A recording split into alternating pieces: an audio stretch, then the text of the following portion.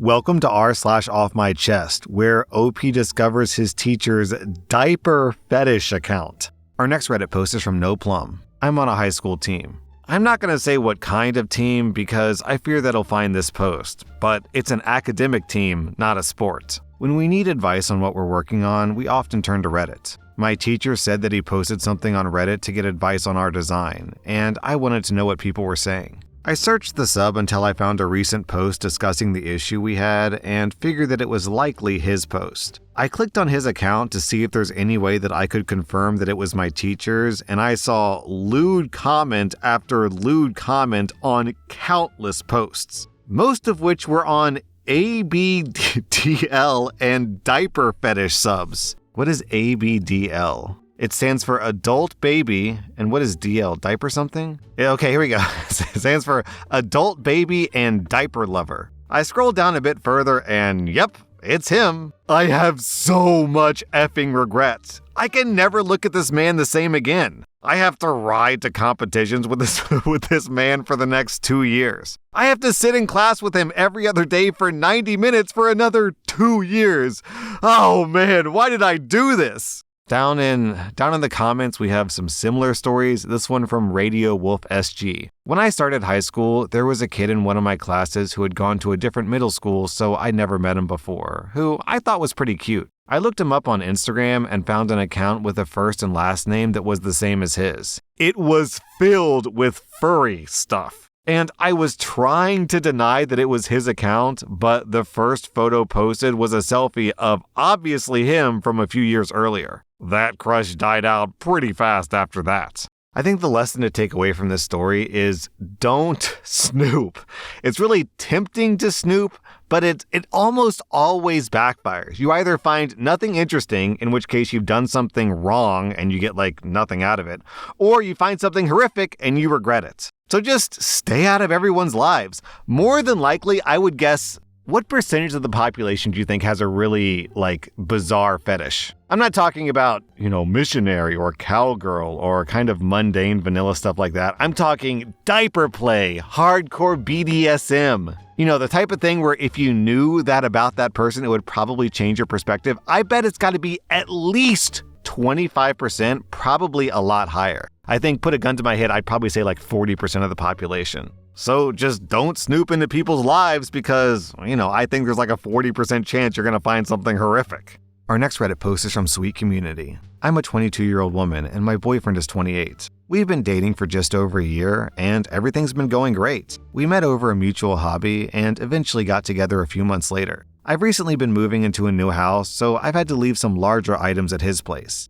I first thought that my boyfriend was cheating on me a few months ago. I was at his place for the week, as I had a few days off of work for my birthday. So one of the days, we had gone out to do some shopping so I could treat myself for my birthday and buy some things for my new place. One of these things I bought was a board game to play, as I'm a big fan of them in general. So later in the day, we eat dinner and then sat down to play my new game, which is this game where you have to name things in a category and tilt a chute before a ball reaches your side. My boyfriend had gone to the bathroom while I set up the game, and I waited 5 to 10 minutes before he came back down to play. As we were playing, I said an answer that he didn't think was right, so he went to check on his phone, which is where I noticed that he had the Grindr app open as one of his recently opened apps. I told him to go back, and I clicked on it, and I asked him to let me see his phone. At this point, he said, "Damn," as he knew he'd been caught, and he sat with his head in his hands. I'll spare you the details, but it was the typical flirting you'd see on Grindr with pics from both sides. One in particular that caught my attention was one that he had actually set a meetup with, asking if the other person was free on Wednesday at 6, 2 hours after I was leaving to go home. At this point, I'm screaming at him, asking him why he'd do this and a bunch of things that I forgot about. He tells me he doesn't meet up with anyone, and he just uses the chats to please himself too. I just look at him confused and ask why he doesn't just watch adult content or use the pics I send him. And he explains he likes the live chat more than just old pics, and that he doesn't want to ask me because he knows my libido has been down recently due to some medication that I'm on. I hate myself for even seeing the logic in this, but eventually I calm down a little, tell him that he has to stop doing it, and that if he's horny, he should talk to me. Eventually, we're both sat on the bed, and I'm comforting him as he's crying, so at this point, I believed him that he's not cheating. He just used the wrong head and did something stupid. This brings us to about 3 weeks ago, where he comes to my place on Sunday to help do some work on the house. Afterwards, he goes home and everything seems fine. Then, a few days later on Wednesday, he goes radio silent. He doesn't answer his calls, messages, anything.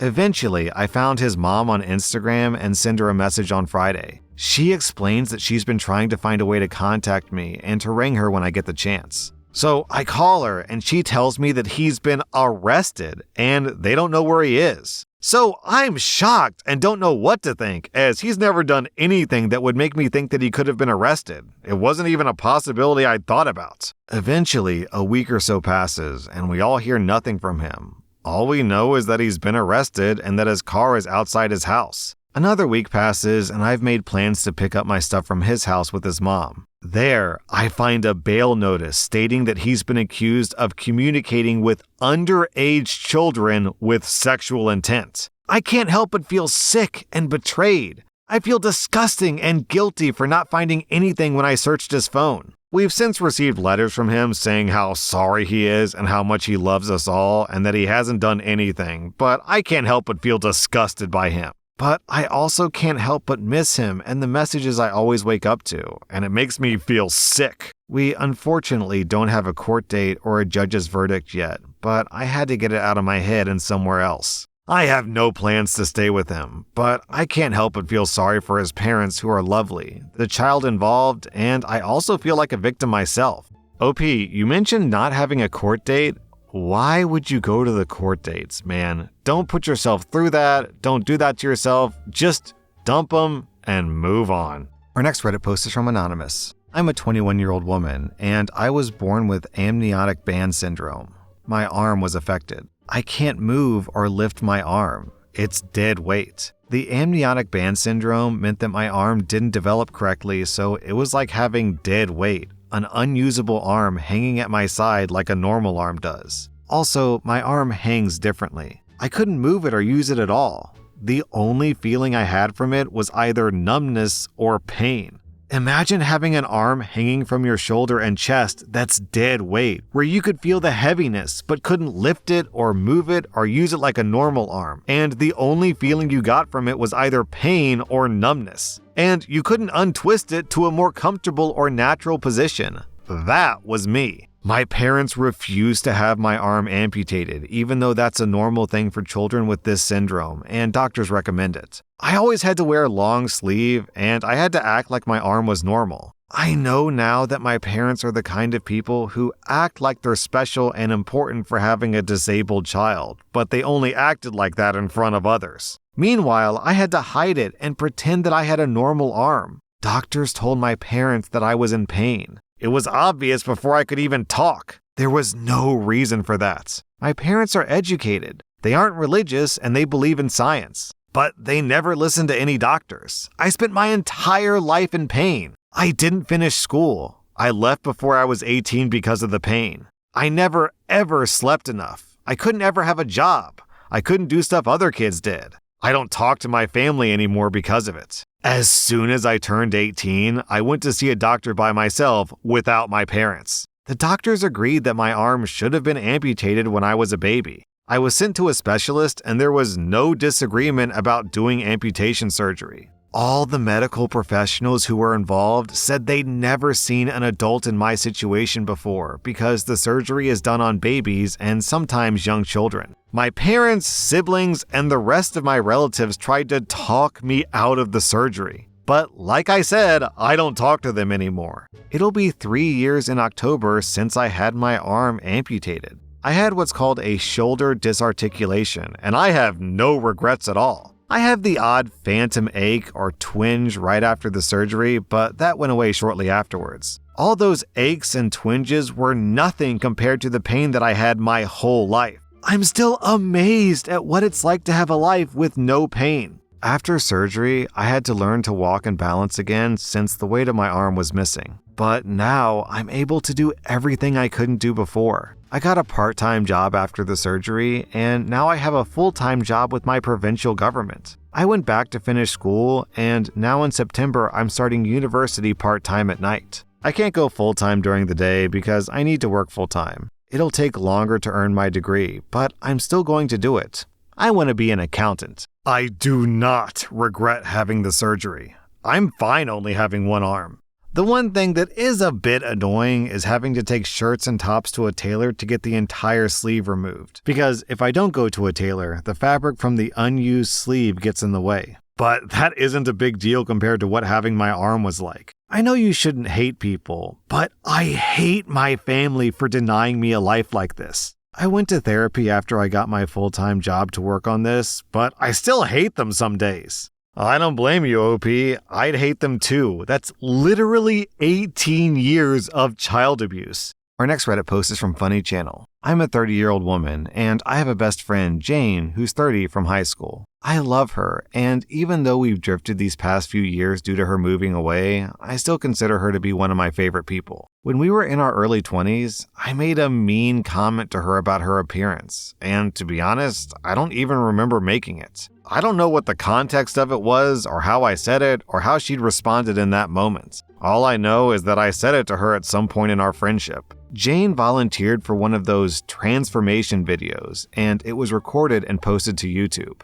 It was really exciting and cool, and I was super excited to watch it when I first heard about it. The second the video was uploaded, I made sure to watch it. I actually watched it several times. I thought it was so cool. However, during the video, she mentions that a friend had made this one particular comment about her appearance, and I remembered thinking, well, that's effing rude. The next time I saw her, I asked who had said that to her, and she had been like, you! And she nervously laughed. I was completely shocked, and all I managed to get out was an, oh. We were hanging out in a group, and someone changed the conversation pretty quickly. Neither of us ever brought it up again, at least to each other. YouTube videos, however, have this lovely capability where you can leave comments under the video. The video didn't get too popular, but it gained a little bit of traction and has plenty of comments underneath, many of which are dragging this friend for saying such a mean thing and how Jane should drop this person from their life. That person obviously being me. And the comments are right.